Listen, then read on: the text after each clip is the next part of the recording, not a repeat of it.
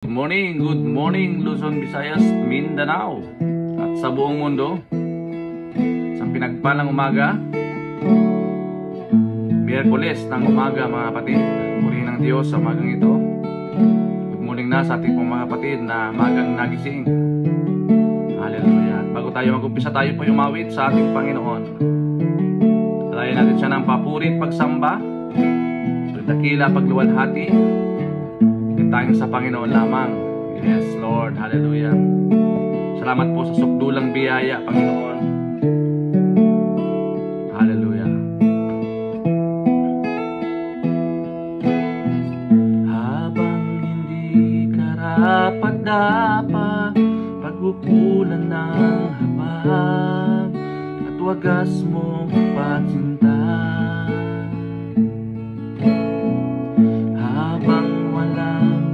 Kaya na masuklian ka ng mabuti sa lahat mong ginawa. Yakap mo ako sa aking karumihan. Ibig mo ako nang di kayang tumasan. Yakap mo ako sa aking ibig mo ako nang di kayang tumasan. O Diyos ng katarungan at katwiran na kahit minsa'y di nabahiran ang kabanal at kalwalhatian. Salamat sa sukdulang biyaya mo, O Diyos ng pag-ibig na mas malawak ka kaysa ating mga pagkakasala. Iba sa buhay ko, salamat sa sukdulang biyaya mo. Salamat, Panginoon, sa sukdulang biyaya.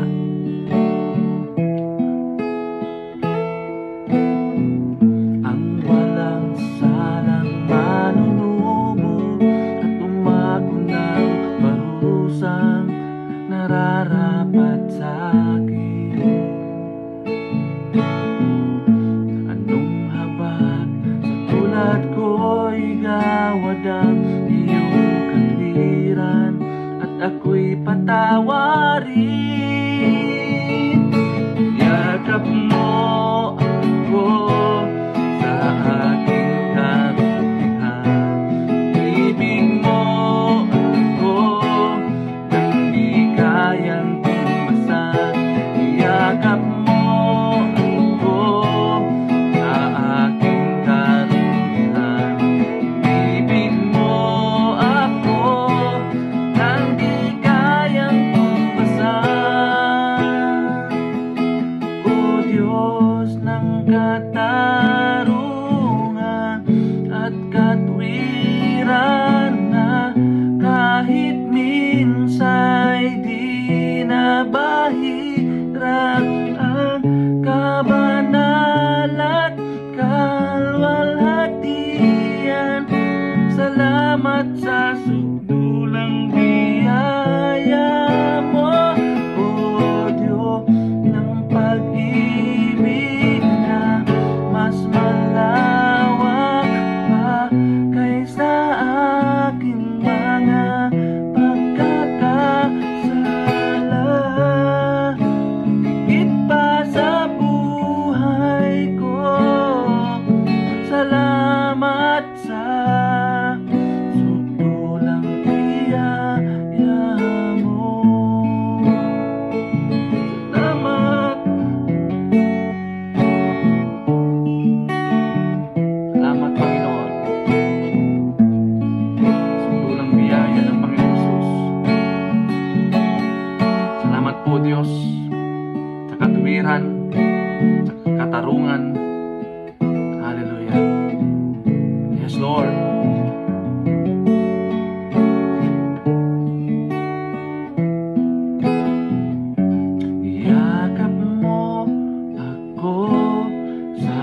aking karumihan.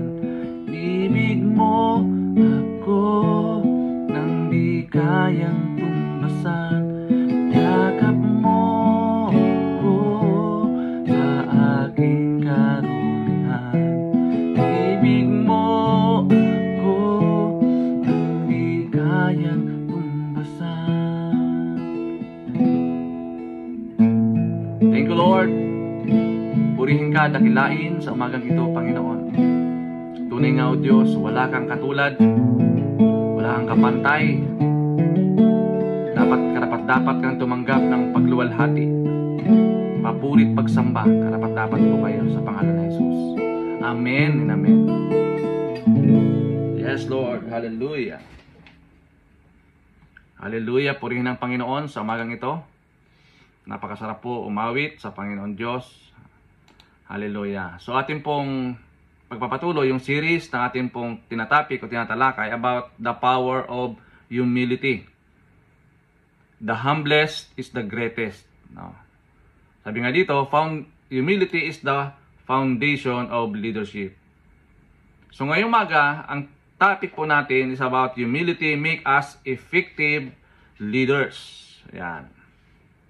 In the Bible, humility is a virtue of a lowliness of mind that involves recognizing God's power in one's own dependence on Him, valuing others more than oneself, and seeking to serve others rather than being served. It's an inside-out recognition of one's position before God and is a demonstration through a servant-like attitude, exemplified by Jesus Christ's willingness to give His life for others. And also, humility is not self-deprecation or an inferiority complex. Humility, but rather a correct and modest estimate of one's worth in relation to God's greatness. Kaya napakahalaga mga kapatid, it is a central, humility is a central to Christian living. It draws God's favor and opens the door for His blessing. Kasi sabi po ng James chapter 4 verse 6, God opposes the proud but gives grace to the humble.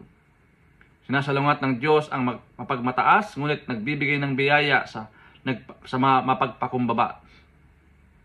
So ang text po natin ngayong umaga is Mark chapter 10 verse 43 to 45. Sabi po dito, yet it shall not be so among you, but whoever desires to become great among you shall be your servant. And whoever of you desires to be first shall be a slave of all.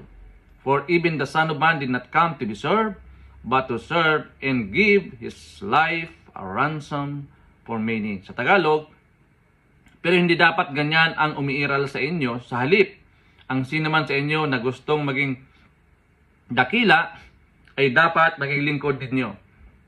At ang sino man sa inyo na gustong maging pinuno, ay dapat maging alipin ng lahat.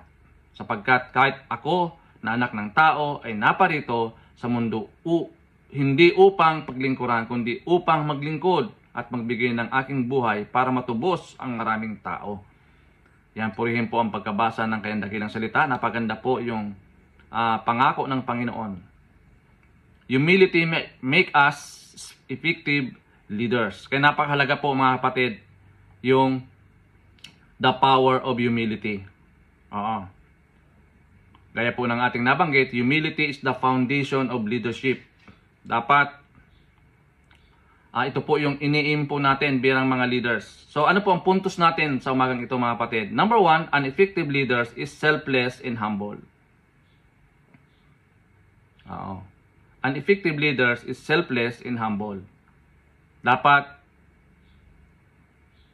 ang isang leader, tunay na leader, dapat siya ay selfless and humble. Iniisip niya yung kapakanan ng iba. Meron siyang humble attitude. Na laging iniisip yung kapakanan ng iba. Mga kapatid, yun ibig sabihin ng selfless and humble. Number 2, an effective leader is the most servant of all. Gaya po ng ating binasa. Sabi po dito sa ating binasa, Sa verse 44, "In whoever of you desires to be first shall be slave of all." Diba? Mga kapatid, dapat maging alipin ng lahat. Inuuna yung kapakanan ng lahat. Mga kapatid, kailangan kasi magkaroon tayo ng transformation. Without transformation, without regeneration, without born again experience, hindi natin ito magagawa. Mga kapatid, kasi ang tendency niyan ay magmamalaki tayo. Oo. Gusto natin tayo ay tanyag. Gusto natin tayo po ay bida. 'Di ba? Ayaw natin tumanggap ng pagkatalo. Gusto ang tingin natin sa sarili ay mataas tayo sa iba. Yan po yung taong prideful, mga kapatid. Oh, na wala na siyang nakikitang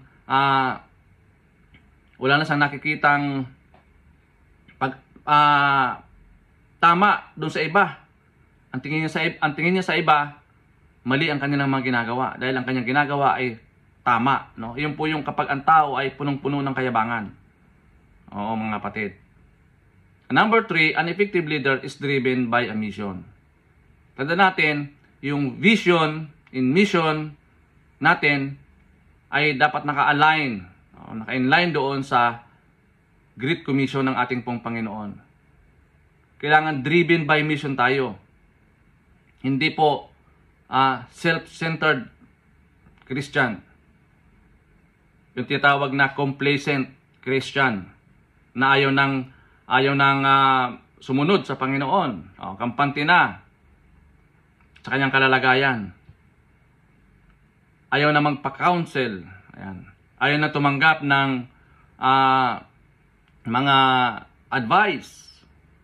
Yun po ang tendency kapag ang tao po ay mayabang. Kaya nga dapat bilang isang tunay na pinuno, sabi nga po ng verse 45, "Sapagkat kahit ako na anak ng tao ay naparito sa mundo, hindi upang paglingkuran, kundi upang maglingkod at magbigay ng aking buhay para matubos ang maraming tao." Iyan po yung puso ni Jesus, mga kapatid. Hindi siya nag-alinlangan.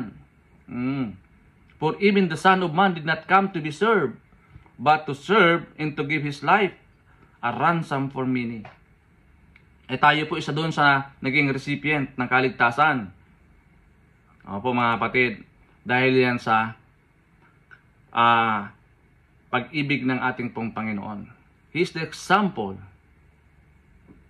of servanthood, mga kapatid. And paano natin i-apply ang mga bagay na ito? Number 1, lead selflessly and not self-interest.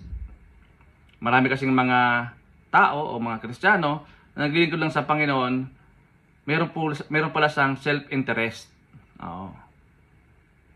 Ginagawa niya yung bagay na ito kasi alam niya meron siyang kapalit na ibibigay sa kanya. Kailangan ang paglilingkod sa Panginoon out of love. Dahil yun talaga yung mission natin dito sa mundong ito, mga kapatid. Maglingkod, paglingkuran ang Diyos at paglingkuran ng ating kapwa. Tayo po ang gagamitin ng Panginoon. Lead selflessly and not self-interest. And number 2, lead effectively by being a servant leader. Be a good example. Makitaan tayo ng pagbabago, mga kapatid. Be an agent of change. God catalyst. Diba? Tayo po yun. Lead effectively by being a servant leader. Kailangan pangunahan natin, mga kapatid, bilang isang leader, yung magkaroon ng servant attitude, servant heart. Meron tayong puso at masaya sa paglilingkod sa ating Diyos na buhay. And number 3, lead by pouring yourself into a mission. Tanda natin na tayo po ay kinumisyon ng Panginoon to go and make disciples of all nations, baptizing them in the name of the Father, of the Son, of the Holy Spirit. Diba? Tayo po yung kinumisyon ng Diyos. We are God's handiwork. We are God's masterpiece. At may purpose ang Diyos, mga kapatid. Bakit po tayo nag-i-exist dito sa mundong ito? Diba? Maging kaparte, no? Kaakibat no? Kaagapay ng ating Diyos sa pagpapalaganap ng ebanghelyo ng kaligtasan sa lahat ng tao sa buong mundo. Kaya lead by pouring out yourself into a mission. Halimbawa, meron kang talent o gift o tinatawag ka ng Panginoon para mag-mission, di ba? So wag na tayo magdalawang isip, kapatid. Huwag na tayo magtanong sa Panginoon.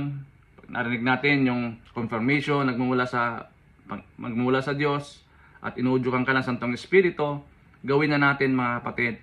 Alam naman natin na tayo po ay tinawag ng Diyos para po abutin ang mga tao, lalo na yung mga taong wala pang katwiran o wala pa silang tuwirang pagkakilala sa ating pong Panginoon. Wala pa silang relationship sa ating pong Panginoon.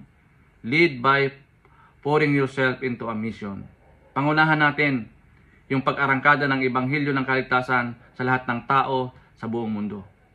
Ikaw at ako ang gagamitin, mga kapatid. Hallelujah. So, iyon po yung bagay na pinupurso natin bilang mga leader. Kailangan magkaroon tayo ng humility. Kaya nga ito po yung tinatalakay natin, ito po yung kapangyarihan ng pagiging mababa. Ang kapangyarihan ng pagpapakumbaba. Kaya nga ang pinakapakumbaba ay siyang pinakadakila. The humblest is the greatest, 'di ba? Kasi ito po yung very nature, very posture ng ating pong Panginoon. Siya po ang example, mga kapatid. Oo, kaya sabi nga niya, He demonstrated through a servant-like attitude. Exemplified yan, walang iba kundi si Jesus Christ. Willingness to give His life for a ransom. For many, to many. Diba mga kapatid? So mahalaga maging parte tayo dun sa mission ng ating pong Panginoon bilang isang leaders. Oo. So, salamat po sa Panginoon sa umagang ito mga kapatid. Salamat po sa kanyang salita. Purihin ng Diyos sa kabutihan niya sa atin. Tayo po ay minsan pa tinuturuan ng Panginoon day by day. Inaayos tayo ng Panginoon, glory to glory, para maging effective leaders tayo, maging effective as servant leaders. Magampanan po natin yung pinagagawa sa atin ng Panginoon bilang kanyang tinawag. So, purihin po ang Panginoon sa bawat isa.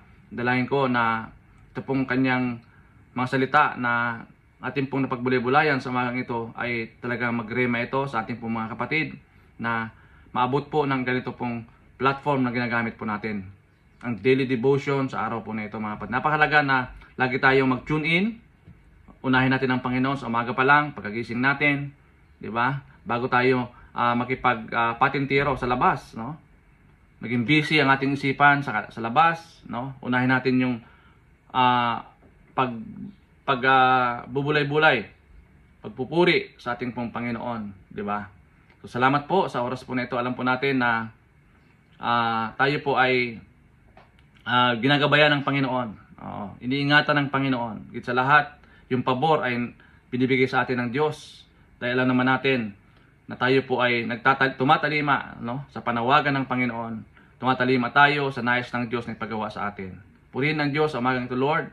Dalahin ko sa umagang ito, Lord, patuloy pong pagpala ang bawat isa sa amin, Panginoon, ang bawat makikinig, no, ng iyong salita. Bigyan mo po ng, Lord, ng kalakasan sa araw po na ito, Diyos. At maabot po ang mga tao sa pamamagitan ng iyong daily devotion sa araw po nito, Panginoon. Magamit mo itong platform na ito para po masaturate, O Lord, ang mga tao sa buong mundo, Panginoon, Lord, makapakinig, O Lord God, ng iyong dakilang salita. Panginoon, salamat po for power of your word, Lord God. Salamat po sa araw na ito. Pinagkakatiwala po namin sa iyong magpalang kamay. Lahat ang aming magagawin sa maghapon, Panginoon. Samahan kami at gawin niyo po kami mabunga. Gawin niyo po kami mapagtagumpay sa lahat ng aming magagawin. At hinahalangan po namin anumang plano at gawa ng kaaway higit sa lahat sa aming pong buhay, sa aming pong pamilya, sa aming pong trabaho, sa aming pong mga iglesia, O Lord, sa araw po na ito. Malaya po kayong kumilos, Panginoon, sa bawat sa amin. Purihin po kayo, dakilain po kayo sa pangalan po ni Jesus. Amen and amen. God bless mga kapatid. To God be all the glory.